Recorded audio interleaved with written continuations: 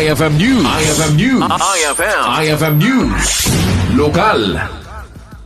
Inbinglay ni Konsehal Kishal Pungtilan ka sa PCL President at imuna nga na iplastara bayat iti panagtugaw na katika barbaro nga istruktura tiliga. Kinunana, nasurot dito iti vertical hierarchy of succession no sa dinno nga ni Konsehal Bichon Law iti nagbalina ka sa Vice Presidente tiliga kana iti nakabakantean na posisyon kat adamutan na iti nakatugaw. Akas kabarbaro nga na-installaran nga presidente iti Philippine Councilors League iti kabukbukudan tayo nga probinsya iti Ilocos Norte nga datay iti proseso nga we are learning alat ayaken kastamutan nga tultuloy tayo nga iplastar dagiti masapol nga maiplastar maipapan ka dagiti concerns iti Philippine Councilors League at imuna nga implastar tayo ket daytoy kabarbaro tatan nga structure iti Philippine Councilors League kapuanan ta tabakantian iti Vice Presidente nga posisyon ket babaan iti intayo pa nag-inquire iti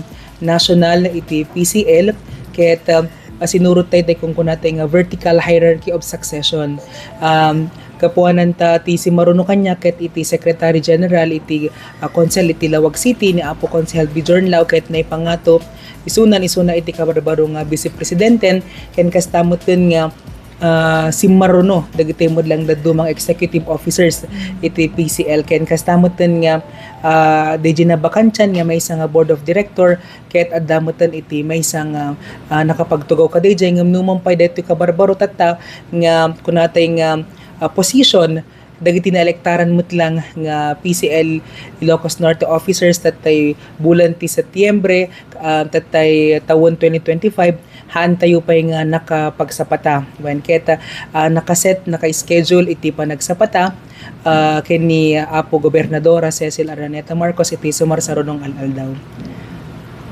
Kabayatan na dagiti kabaro nga opisyal ket manamnama nga agsapata kadua ni Governor Cecilia Araneta Marcos.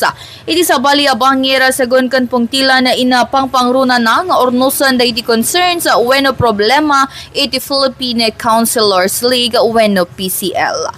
Para iti IFM News sa Idol Bernadette Toledo tatak IFM. IFM News. IFM News. IFM News. Lokal.